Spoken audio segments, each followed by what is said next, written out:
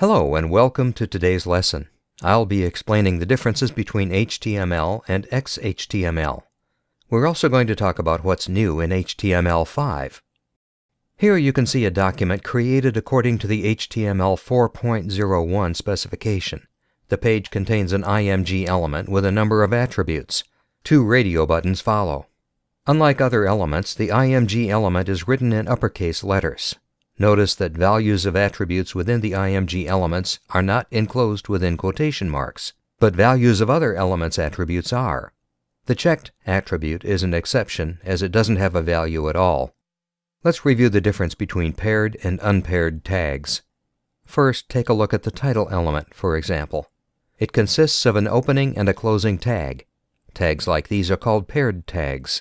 Their opposites are unpaired tags, such as the IMG, BR, or the input tag.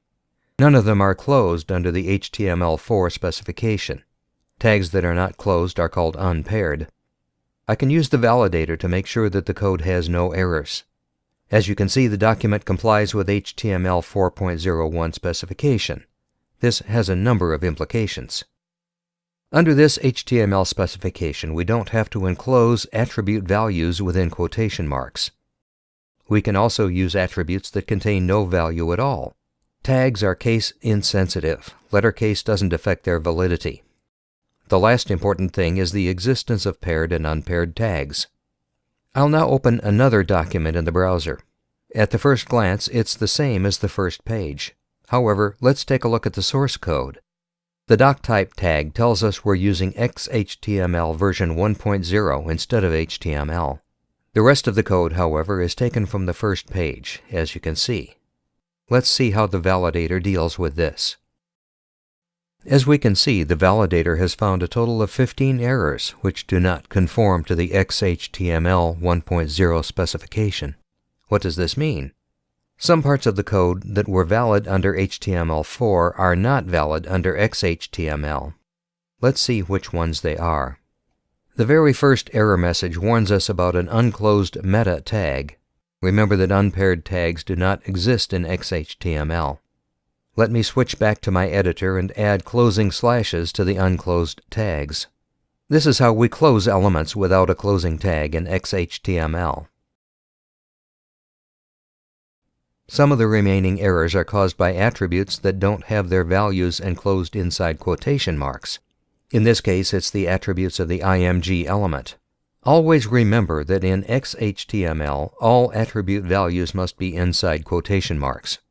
Another error warning may seem surprising. You see, the validator says that the IMG element is unknown. This is caused by the fact that all elements in XHTML must be written in lowercase. The last error is also interesting. It relates to the checked attribute. In XHTML, each attribute has to have a value. How do we deal with this? It's simple. I'll just add a value of checked to the attribute. Let's validate the document again. As you can see, after correcting all errors, the page now follows the XHTML 1.0 specification. Today, most developers use either HTML 4.01 or XHTML. However, many are already experimenting with HTML5. Let's take a look at some of the new features of HTML5. Before I start listing them, we should understand that HTML5 is meant to be the successor of HTML 4.01. As a result, most XHTML rules do not apply. Let's analyze the code of an HTML5 document. Notice the doctype tag is much shorter. The document encoding specification has also become simpler. However, the new elements for specifying page layout are much more interesting. Multiple div elements with identifiers are no longer required as often. The new elements include the header, the navigation section, a sidebar, and others. Here in the Style Definition section, I've set up positioning and an appearance for each of these elements. This page is rendered without any problems whatsoever. Just out of curiosity, I'll also try to validate the document. As you can see, the page is in accordance with the HTML5 specification. Of course, the new features are not only related to the layout. The new audio and video elements that help the user embed multimedia content are also very popular. The canvas tag is also worth mentioning. It allows generating simple graphics. As you can see, however, mastering the canvas tag does require working knowledge of JavaScript. Finally, a small warning. Pages written in HTML5 will only be fully functional in modern browsers. It's highly recommended to also have an HTML4 or XHTML version available to use with older browsers. Thank you for joining me today, and I'll look forward to seeing you the next time.